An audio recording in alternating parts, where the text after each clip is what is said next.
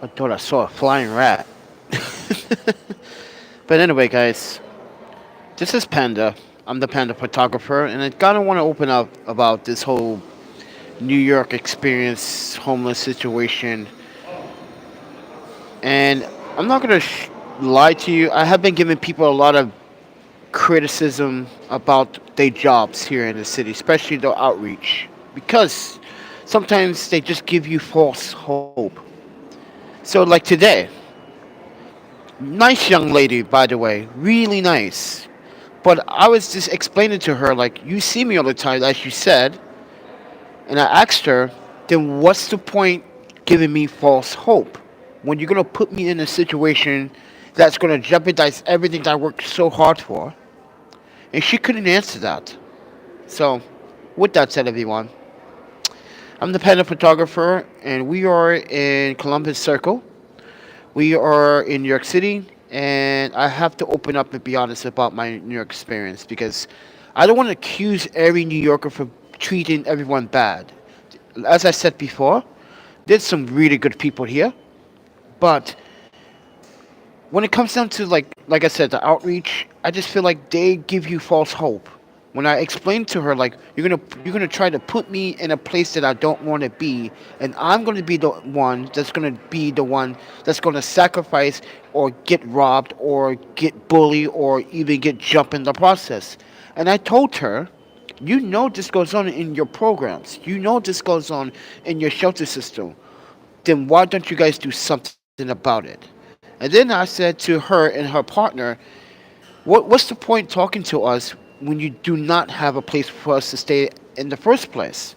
Because think about it, you have a number of 20% of New Yorkers that are homeless, right?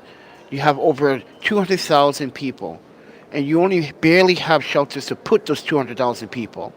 Then you have the communities that do not want you to rebuild or build structures like shelters in the communities because the ongoing crime, the ongoing situation. And they said, you're absolutely right. Have you done this work before? I was like, and I told them, yes, I have. I used to be a counselor. I used to be I used to work. I told them about Porchlight, and they were like, "Oh, so you pretty know much the system." I don't know much the system about here, but all the systems are the same. And I was explaining to them in Wisconsin. You know what's a winter night? You know what's cold blue to Wisconsin? It has to be 21 or below to be cold blue. They was like, "You got to be crazy." Cold blue is like 30 degrees here or 35 degrees if the wind chill is blowing. Now in Wisconsin, Wisconsin believes that it has to be belligerent cold for order for them to say cold blue. And I told them that when people get kicked out the shelter system in Wisconsin, yeah, it has to be 21 below for them to actually come back in as an emergency shelter. And they even said that's not right. And it isn't. It's not right. That's why no matter where you go, the structure for trying to help those in need, there are going to be some consequences and going to be some troubled times. But for me, I just told them, listen, I'd rather not go through your system once again because let's be honest, I just got robbed the other fucking day and I don't want to get robbed again. And I'm pretty much sleep deprived, but it doesn't mean that I'm on drugs, and that's your assumption sometimes. Because when you wake me up and say, "Are you okay?" When you give me the look like if I'm intoxicated or I'm under the influence, and it shouldn't be that way. She always say, "Hey fella, my name is Daniel. What's up? Can I help you with something?" You don't come off as, "Hey, are you okay there?"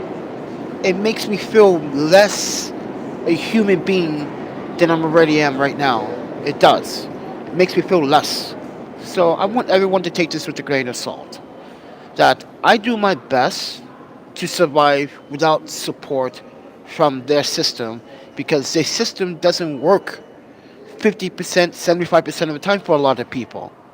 It definitely doesn't work for me because the first thing they said, like, you have a lot of gizmos. They call it gizmos.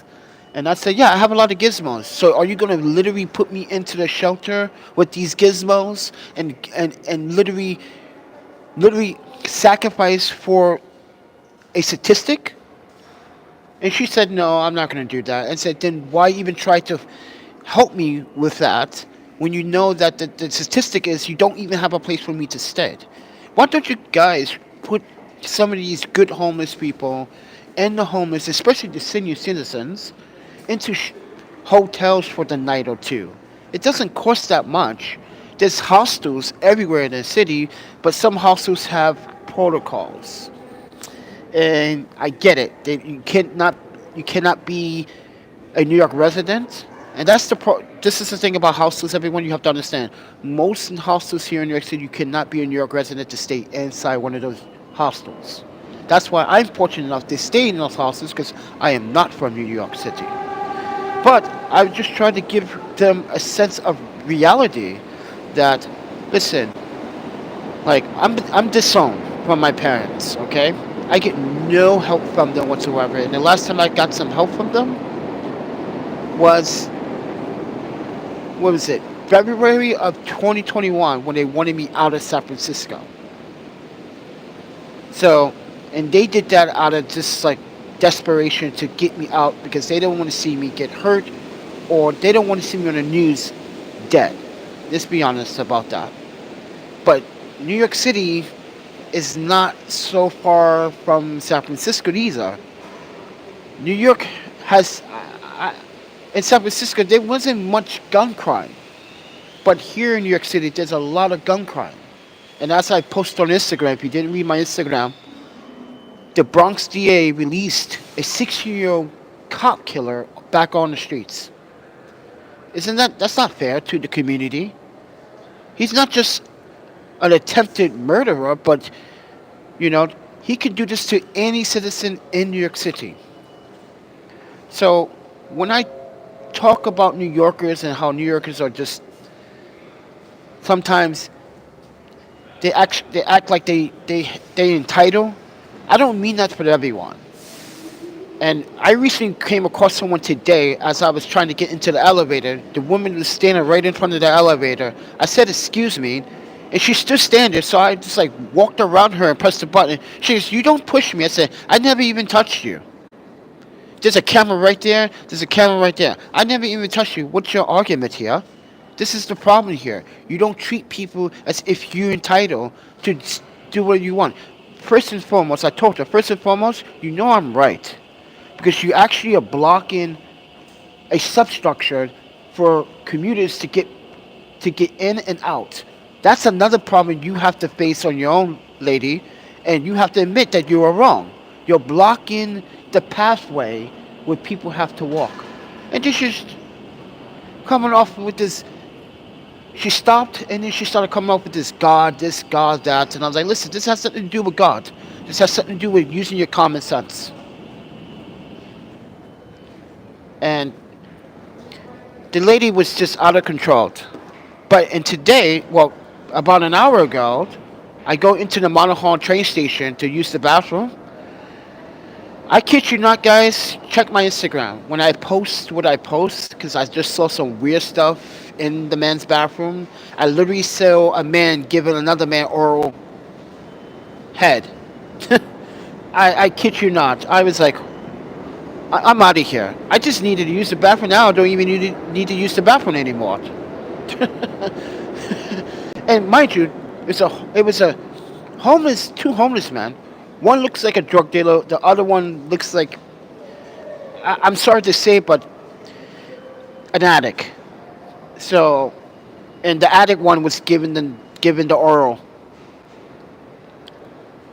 It was just, I was like, oh my panda, I can't believe I just saw that. And the security person was like, what happened? I was like, you guys let this stuff go on in the bathroom? Oh my panda. Oh, he goes, what did you see? I said, I tell you this, you do not want to walk in there right now. Trust me. Like, listen, I got nothing against that, but that's wrong. If he's doing that for drugs, that's wrong. You got to do that if you love someone. But that's not love. That's Oh my panda, that is so gross. I can't believe I just told you guys that. But and this is what I gotta deal with every night. Subways, and my look at my hands are. I kept my hands warm today, but oh my panda, my friend Aaron, he's a photographer. He's like, oh panda, there's an ice storm coming towards your way. I was like, don't say that, man. I've been through the snowstorm. I don't want another storm. And he's like, I know he's trying to be funny, but like, I really didn't want to hear there was another storm coming because bad enough I have to deal with this outcome. But then again, like, I've been grateful. David hooked me up with um, hostel fees the other night, so that was pretty good. I stayed in with the hostel for one night, so that was a blessing from David. I call him Uncle David. Uncle David, David Oster is like another pro father of us all. If you're a photographer, you follow David Osher as a photographer, but as a father figure or someone you look up to as a mentor, I call him Uncle David because that's what he is. And he's always asking me if I'm okay. And he should have been my dad. I'm honestly gonna say he should have been my dad. But you know, someone from all the way from Australia looking out for my benefit, and people always say Australians are racist. Like that's not true. They just don't like American ways. They just don't like how Americans sometimes think everything is supposed to be what they say. And it's not that. It's that you have to use your common sense sometimes. And think about. And by the way, there's no service, no A, no E, no C service whatsoever tonight or the next couple of nights. I don't know what's going on, but it seems like they are fixing something after the snowstorm. That snowstorm did a lot of damage, and even though some places received 15 inches, some places received 10 inches, but yeah. But back to Australians, I think they are pretty freaking awesome people, in my opinion. And I have to tell my parents that like not everyone is should be. I don't know. Sometimes my parents just feel like they racist sometimes, and I don't like that. You know, I don't like the whole one for all, just only for you kind of thing. Like, what about fighting for the next person, even though the person might be from I don't know, Venezuela or like I don't know, Singapore. Why not do something for that person? But they're not me, and I'm not them, and I'm just a different person. But I just want to come out and say like sometimes I don't even like myself sometimes, and I have to deal with my own mental health. And some people think just because like I can literally take my mental health and stabilize it sometimes doesn't mean that I can control it. There's some aspects of that I cannot control. Let me fix my hat because it looks crooked. But you know, I just want to make sure that you guys understand that like yes, when I'm out here my mental health does affect because I always sometimes wish things would happen. Like I'm actually creating some nice photographs and posting on my Instagram, right? And I know Instagram algorithm is not favorite. It's not in my favor right now. It never was in my favor. And when I do get the likes, it's from pro photographers like, oh damn panda, that looks so amazing. Why are you not like famous or sponsor? And here's another thing about sponsorships. I feel like sponsorships sometimes take advantage of your life. They just once you sponsor, they send you stuff. It's like you're not even obligated to do what they say, but you feel like you have to please them. And I should not have to please you just because you gave me an opportunity. I should be able to please you because I'm willing to do the work. And I'm willing to actually do the work and get to where I need to be. And you gave me this opportunity because I worked my ass off for it, and now you want to take advantage of that, and that's sometimes I don't like sponsorships. And I had sponsorships before, and I actually was. Let's put it at this: people send me stuff all the time, and then say, "Oh, you want to be sponsored?" And I'm like, "Okay," and then they say, "Oh, we want you to say this, they want you to say that." Like, I can't do that because that's dishonest to my community and to my audience. So it's like, well, Can you just, slide it in there to make it seem like our product is what the consumer wants?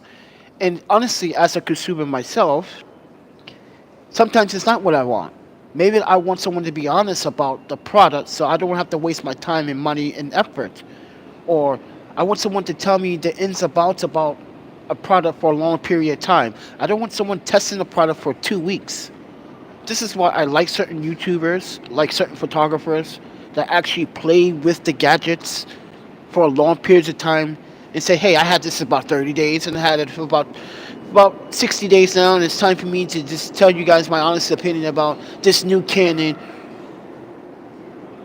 camera, which I was watching Locke's new video today. I was like, ooh, isn't that the sexy beast? But for 5 grand, almost 5 grand, I'm like, ouch. And 30 minutes of battery life? Ouch. If you guys don't know who Locke is, he's actually originally from China, but he's now living in the UK, and he did a review on the Canon, what's it, R5C, and the battery life sucks. But the good thing about that, if you have a USB fast charging battery brick or a power outlet, you can use it long term, but the battery life literally sucks. But I digress on that. But yeah, I like watching Locke, and I stopped watching a couple of YouTubers for a while because sometimes I'm just like, okay, I need something to refresh my brain. But right now, as a photographer, I'm struggling to make money. I am struggling to stay alive in this situation. I'm kind of am in this situation where I cannot afford to even do any free work. But guess what happens, everybody? Guess what happens? You take a wild guess. Hey man, I got this idea. We can collab, and I told the person right off then, I don't do collabs. You know why? Because that's what's the problem with our industry. It's always these free photo shoots and collabs when no one is making real money doing those collabs or those free photo shoots. And he's like, I don't understand. I said, let me structurally tell you. I've been doing this for over, 15 years now, off and on. And I've been doing this nonstop for the last 10. And let me tell you this. It is not something that I actually want to do collabs. If I'm going to do a collab, it has to be a pay collab. Because everyone is doing these collabs, but, just throwing away free work. And I really don't have time for that because right now I'm trying to stay alive, but also I'm also not trying to jeopardize my mental health because that also affects my mental health. Because it would bother me if I said I did this for this collab for free, and then afterwards I'd be like, I could have charged these people for this. I could have did this for this and doing all this work for this, and I'm not getting any publicity for it. So what's the question? My ex is an excellent photographer, and she's always had many problems making money doing it every. I guess he was gonna say every day. Yeah, it's a struggle for photographers now because you know why? As I said before, in our industry, we do too many free photo shoots with our friends, too many collaborations, and no one's making the proper cheddar. No one's making the proper cheddar to pay the bills. YouTube is never going to pay your bills. Not everyone's going to be successful on the platform. You might get some message across on the platform, but you're not going to.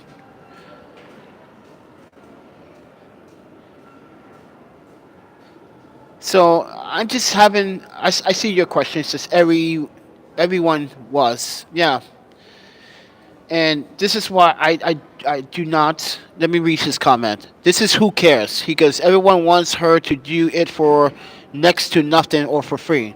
This is why on my 646 website, 646 Studios website, I emphasize never work for free. Because it's a waste of time, and that person, aka semi client, it's going to keep asking for more and more and more and more and more and more. That's not how it works. Don't do it for any business. Don't do it for any company. Don't do it for any celebrity. Make sure they paid you for it. If they dislike it, and by the way, make sure they sign a contract too when it's paid. So it's it's legit and legitimate because they can't back out of the contract, but you can, because if they do something wrong that voids the contract, you can walk away because they did something to you and to the whole structure of why you are trying to establish a photography business. It just hurts a lot of photographers. It hurt me. Yes, I was doing well before, but something happened after 2018.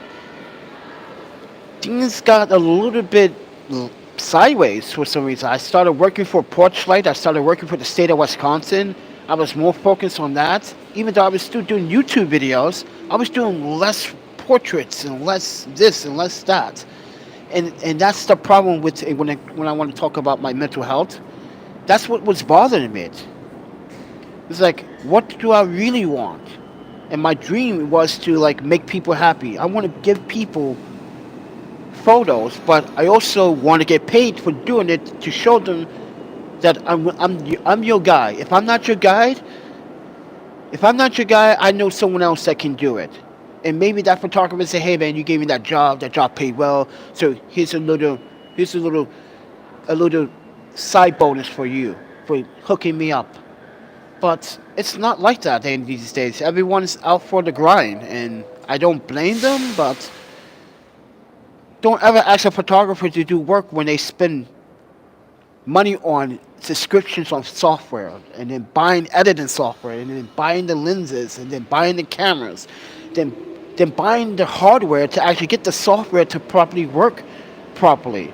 You need good laptops these days. You need, especially if you're editing videos and 4K videos and 8K videos, and most clients would not want 8K unless they like production value or cinema uh, production groups or film groups.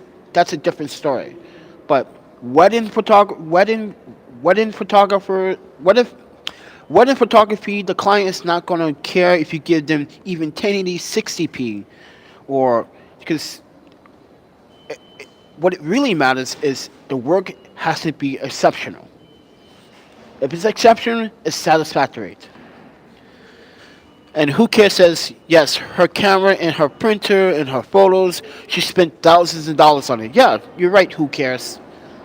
Um, when people spend money on printers and software and tripods and gimbals and lenses, that's an investment that spanks us in the ass. This is why I post on my Instagram that photographers pay 35% more taxes than the common average lawyer, the common average person that has to work every day 9 to 5, or even has a salary job. Because it's a self-owned business, we got to put an investment into it, then we got to pay taxes off on top of that. And it's not easy when you have an LLC license and trying to establish your photography business to the right people. Then you got to pay for marketing, you got to pay for website development. All that is like hurting my pockets, and I hurt my pockets a lot trying to do that. I have actually, I have 4 websites. One's about Japan's economy and Japan's mental health. The other one's about mental health, but the other 2 is about photography. 646 Studios, and then my website, ThePandaPhotographer.com. And it's a struggle. And look at me now. I'm broke. Thank you, Aaron, for giving me money to eat some ramen. But I wish that ramen could last for a lifetime, but it can't. It cannot last a lifetime. So I just want people to understand that I'm opening up because sometimes when I'm in the subway and I have to sleep, I literally tear myself apart. I literally wish things would get better. I wish people start realizing you can't ask me for free work anymore. You can't literally just assume I'm gonna do something for me because I got the hardware and the equipment. That's not the case, friends. That is not the case. The case is how much how much you're gonna charge for 6 photos. And let me explain that too. If you do portrait shots, you should be charging $150 for 6 photos or 5 photos. If you're giving a person more than like 10 photos, 12 photos, 15 photos, you're wasting your time. Okay? Because it's just like a portfolio. You only really need 5 to 6 headshots for the portfolio, especially if you go for an acting job or an interview or trying to impress some big, you know, top $100 billion company. You only need literally 3. So why are you wasting time editing 20 photos, 15 photos for $150 when you only should be giving them 6? And this is why you have to this is why photographers and videographers alike have to really structurally educate the outside community about how much they actually have to pay for just for one photograph and just for coming out and being in the situation in the environment to come out costs money, travel, expense, insurance. You have to do that every single time you go on a photo shoot. You gotta let your insurance company know sometimes, like, hey, I'm gonna go to this place far, far away to another state. So if something happens, I should be covered, right? Sure, yeah, you should be covered. Yeah, you always, if you do have insurance for your gear, please inform your insurance company where you're going, especially if you're going out of town and out of state, because your insurance company should be able to actually keep update tabs about your gear. Say, hey, I'm going out of town. If I'm going to be insured if I go out of town and something happens, and you always gotta ask questions. But this is also the things that you have to teach the community, and sometimes the community doesn't want to hear it, and I understand that, but the community has to hear it because this is our livelihoods. This is our respect to the world we are giving you. The respect that we're giving you is creating art, memories that you can never, never duplicate. But people do it all the time. People want to tear you apart, tear you down, tell you your work is not good enough. That's not what this photographer said. And guess what this photographer does for a living? He shoots for Sony and he shoots for Sony, or this person shoots for Canon, and they've been doing this professionally for 20 years. And they told me my shit is better than what you just said. So I'm a mobile technician, and working with the public and what to charge is difficult. I start charging more. Our services are valuable and deserve to be paid well. Even what he does, which his YouTube name is Who Cares. He's a mobile technician. So yeah, make sure you value your work. And this is what I did. I value my work, and now people don't want to ask me for business anymore. You know why? Because when they go to my website at ThePandaPhotographer.com, they go to my rates page. I'm like, ooh. I was like, yeah, that is actually the normal average rate. You don't believe that? You don't believe that, sir? Okay, then you go to another photographer and watch he even probably charge you even more. That does it professionally. Any top tier photographer would charge you more than $150. Is giving you quality work. I'm sorry, but like in New York City itself, I met quite a number of people that website. Let me put it in my phone. Let me text you right now. Message through Instagram, or and let me see. And they would say, hey, what's the value of what you would charge me? You give that person a quarter right then and there. They're like, okay, just have this conversation tomorrow. How about you give me a call, or I give you a call, and you switch numbers right there on the phone. It's like, yeah, I'll give you a call tomorrow, and we talk more about it.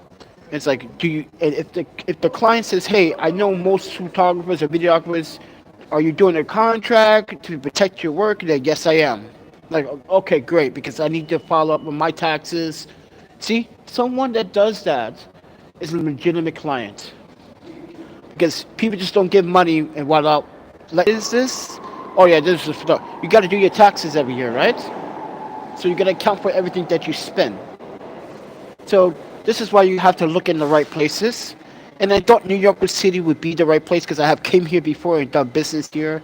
But it seems like everyone is not the same people who they are. And sometimes, actually, I had to let some old friends be be bygones. Like, I had to let them go because they were a bad influence. They were telling other people that I can do work for free, and that wasn't the case. And I had to put them in their place in a respectful way, and they didn't like it. When I told them, you cannot do that. You don't speak for me. You're not my lawyer. You're not my business partner. You're not my advocate. You're not my supervisor. You're definitely not my banker. You're not my wife. And they got upset. So, with that said, everyone, I'm just trying to survive, but you know, gotta sleep out. You gotta sleep outside on the streets to get, and sometimes to get your message out and try to survive this cold, crazy winter in New York City, which I wasn't expecting to do that. Going to Boston, D.C., New York City, and then being in New York City more often than ever, it's like I'd rather be in Boston than New York City. People in Boston was pretty nice. I'm gonna be honest with that. But right now, I just feel like people in New York City are just unreasonable sometimes. You know, people don't understand that, like, you can't put me in the same category as this person because I'm not. Can't put another homeless man in the same freaking category because they're both homeless. But guess what? This homeless guy is structurally trying to keep his mental state up in check and trying to keep his hygiene, his posture, his work ethics up to code, up to par. This guy here wants to steal or cause problems or just has mental health issues. I'm not serious mental health issues. I'm not this person. Why are you putting me in the same category? That's not right. And that's the problem here in New York City. Everyone says, you tell one person you're homeless, they think, oh, and they don't want to talk to you ever again. It's sort of embarrassment. Like, wait, you don't want to talk to me because I told you the truth. I was being honest. Oh wow. Like, at least I'm not trying to do fucking drugs or trying to drink alcohol excessively out on the streets in public. At least I take my money and buy ramen. And everybody knows I love ramen. That's my go-to though. If it's not ramen, it's udon. If it's not udon, it's soba. If it's not soba, I'm actually probably eating some vegetables or some fruit, or or I go to Chop. Chop is like a salad bar place. Good salad, but a little pricey. But you know, I don't eat it all the time. It's too pricey. So I'd rather buy ramen because it's satisfying. That broth. Oh my panda. Just thinking about the ramen sounds so good right now. But anyway, guys, I'm the Panda Photographer. You guys, all I ask for you guys to do is just support the channel by subscribing, liking, sharing this, leaving a comment, and hit the notification buttons. Tell a friend. And if you want to go further and support this channel, there's a PayPal, Cash App, Venmo. I'm not asking for $26 million. I'm asking for $1. Why? Because I can buy some fresh bottle of water. I drink a lot of water. I also drink a. If you guys don't know me, I'm a health freak. You know, I'm mostly vegan, but sometimes I go pescatarian. And what I mean by pescatarian, I would have squid, or oysters, or octopus once or twice or three times a year, because that's what my body craves. But most of the time, it's veggies, And by the way, I gave you guys a tip on my Instagram about eating garlic. One clove a day would help. Will help for uh, b- blood clots in your system. And I had, if you guys didn't know, I had a bad asthma attack the other night. If you didn't see my Instagram, and then I was on a nebulizer. If you don't know what a nebulizer is, it's one of those machines that helps my lungs uh, relax, but also brings more oxygen. Just keeps the pockets. What they call? I can't even think of the name.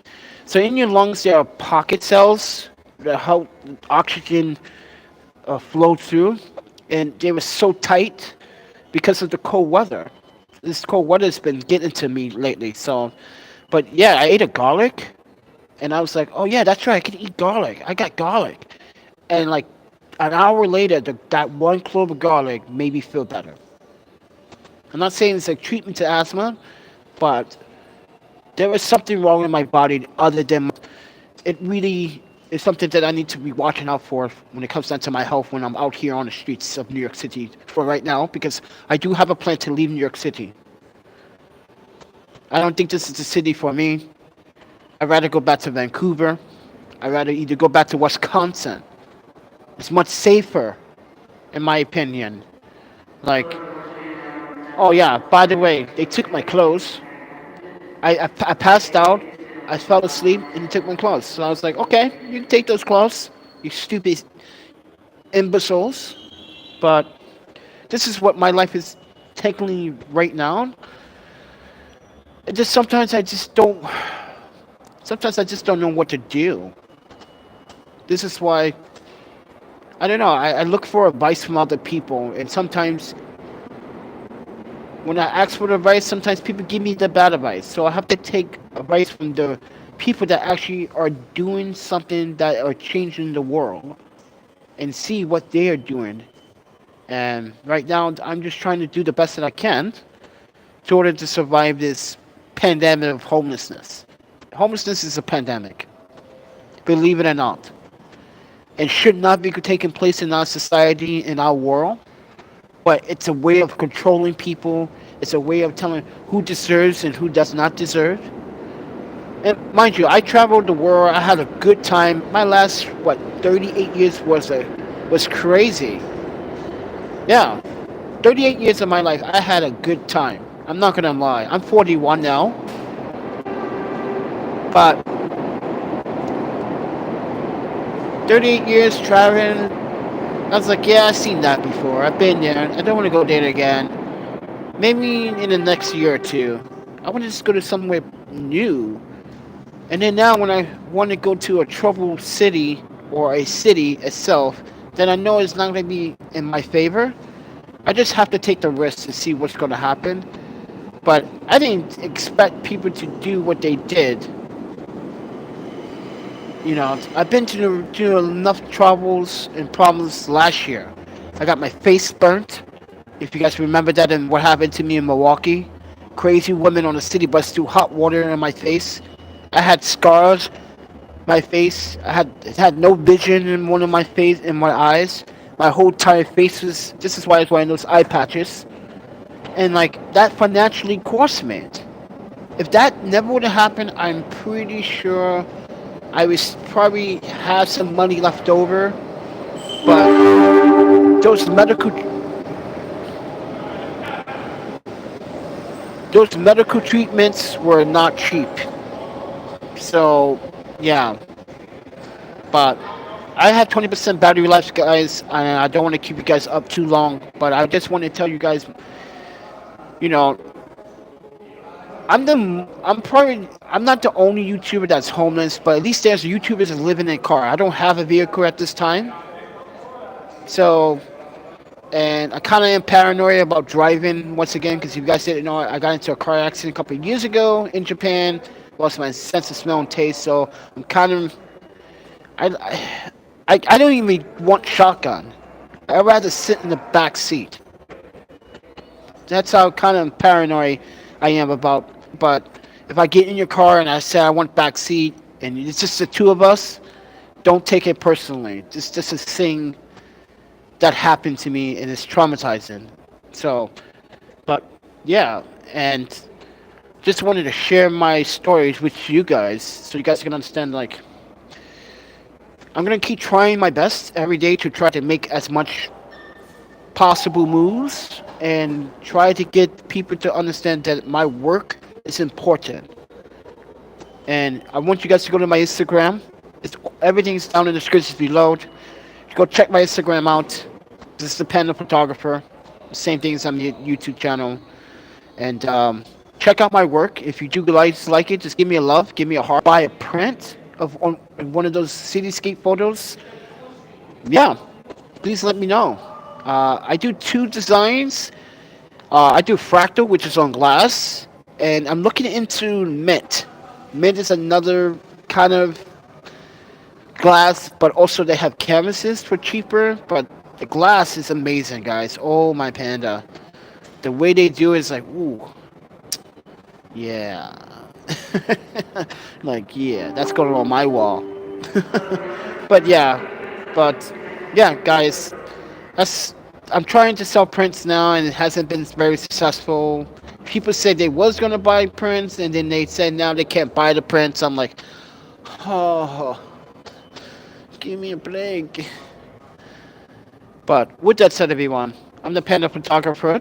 And we are live at the Columbus Circle, New York City, at 59th Street. This is a police station, by the way. This is why I'm doing this video here, because it's a police station here. So I don't want to do any videos where there's no safety precautions. So I pay attention to my surroundings, and I want you guys to do that too when you're in New York City or visiting New York City, because there are some troubling times here, and there are people out there to literally would would take. Oh yeah, damn! They took that taser. Oh man, that was in that bag. Oh, I needed to charge it. Oh my panda. I just. Oh man. See that? I just reminded myself what was in that bag. Oh, you kidding me? And by the way, New York City doesn't allow people to buy tasers. No.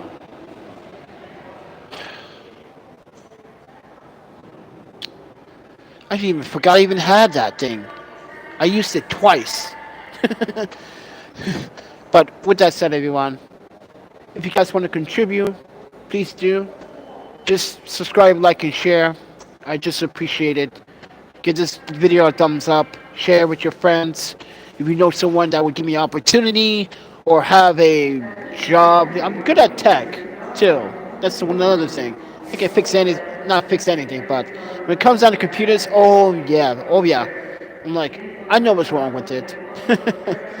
But if you guys know any any opportunity that you can give me, if you know someone that could, just let them know that Panda is willing to open his mind and open his doors for new opportunities and learn. I have no shame of learning something that I'd never experienced before. Pretty smart, intelligent guy, but you know, let's face it, people don't think people of color sometimes are just as smart as people of the non-color. And I'm not putting race in front of this or color, but I noticed that kind of behavior here a lot in New York City, and I think it's just a little bit distasteful. Because people's like, wait, you're a photographer? Like, why? Because what? Like, or wait, you speak Japanese? What? I can't. Well, I'm not allowed to, or it's impossible for someone like me to. It's strange. Like, I was speaking French to someone at Penn Station because she was confused, and I was trying to help her. And this other homeless woman that I see a lot, she's a pain in my butt. She's like, "Oh, you think you're so cool because you think you can speak some French?" I'm like, "Oh my panda, what is wrong with you people? Why can I not have a good day without someone judging me?" Yeah, I'm just trying to help the lady. That's all. Just trying to help her. And you coming off to me after I'm done talking to the lady, and I walk away from her, and she gets on her train, Because you walk up to me and say something like that means you have a really you have problems on your own. You need to work with. This is why I tell people you need to go find a hobby. You need to go find a hobby. But with that said, everyone, wish me a good night. I'm trying to figure out if I want to sleep here or do I want to stick around here. I don't know what I want to do. I just don't feel safe anymore in New York City, to be honest. It's not a safe place, no matter where I go. But with that said, everyone, I appreciate you guys taking the time to understand my my logic of trying to establish a way of life here in New York City, but also trying to open up to you a little bit more and to be honest about, the situations in hand. Thank you, David, Melissa. Thank you, uh, Jose. Thank you, Aaron, for all your time and help. Uh, who else should be thanking? Thank you, Lord Brian, for the mental health, man. Thank you, Mike, for helping me out and helping me get the wagon, the brand new wagon here, guys. But there's some issues with this wagon. I think I need to just really tell you right now. Structurally, I don't think it's gonna last because there's the wagon structure in the back already bent. So yeah, and the tires wobble. So it's like whoa, whoa, whoa, whoa, whoa, whoa, whoa, whoa, whoa, whoa, whoa. So yeah, and that's the molding process of these PU tires. If you guys don't know what PU is, it's like muffin and profaning. Blah, blah, blah, I can never say that word. But they mold rubber and you know uh, either Amazon delivery boxes or delivery goods on, and they roll it down the street. It's made out of that same material, but the molding process they did it wrong, so it has this loppy kind of yeah. It's just kind of unstable sometimes, and I'm trying to wear that down. We see if that works out, but I don't know. But with that said, everyone, thank you, arigato, for watching. You guys have a good night. Please, just wish me the best of luck every night because these situations are really tough. Oh my panda. The crazies are coming out now. Oh my panda. Yeah, but I'm gonna drink some water now because I'm getting kind of thirsty. But if you guys want to also, follow me on Instagram, please do. On Twitter, yeah, go to my website, The Panda Photographer. Go to my gallery. If you like my gallery, just come. It's garbage, or it's nice, or you can say it's amazing.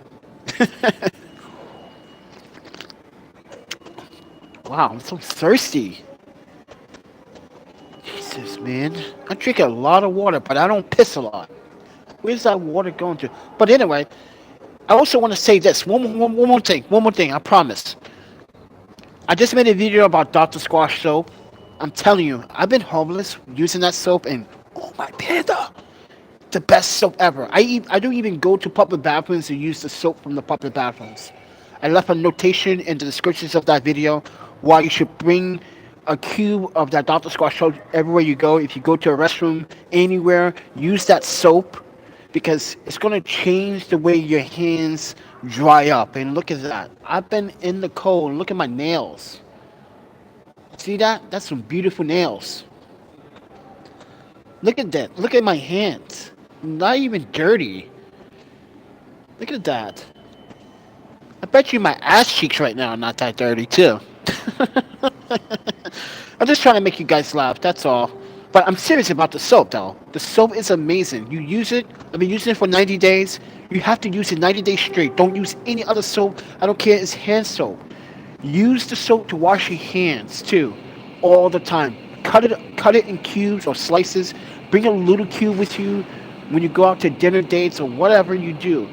Just avoid those other chemical soaps that have sulfite chemicals in it. And trust me, you're gonna say, "Wow, Panda was right.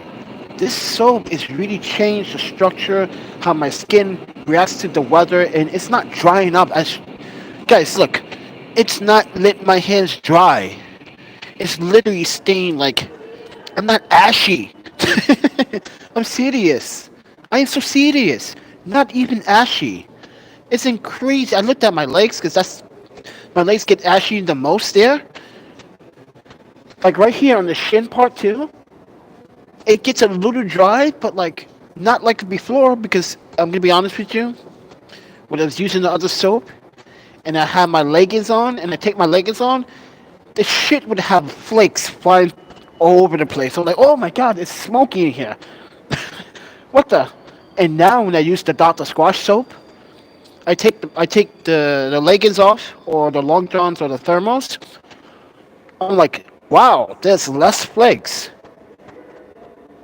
I'm sticking with Dr. Squash soap. I know it's expensive, but guess what?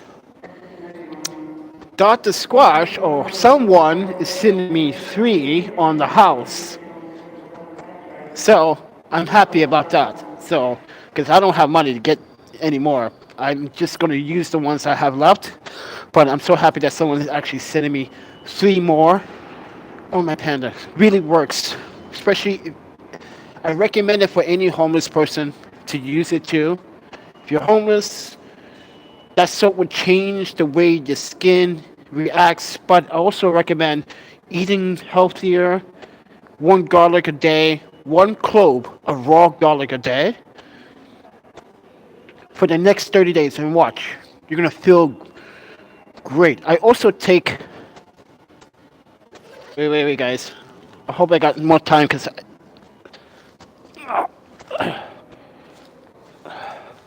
I also take this.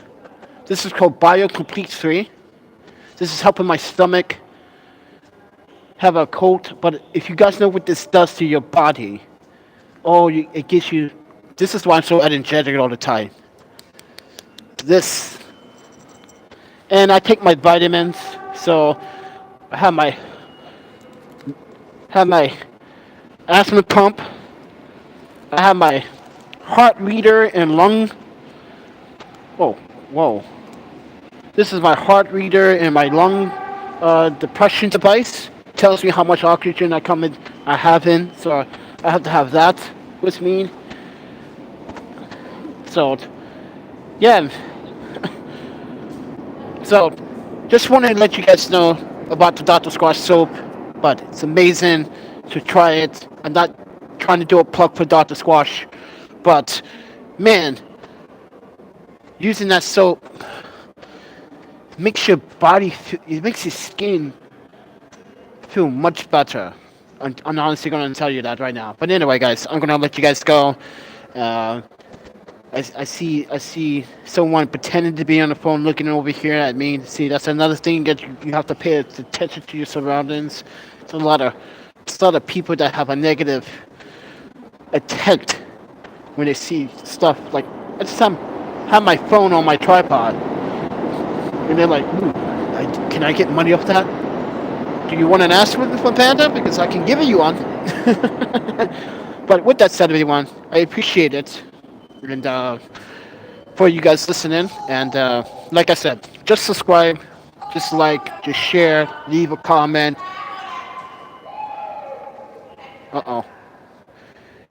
Please make sure you hit the notification buttons if you want to see more of me. And if you do want to see more of me, let me know in the comments. But with that said, you guys take care.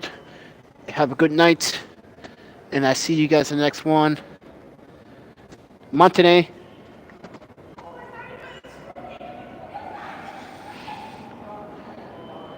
Oh, my panda. What is going on?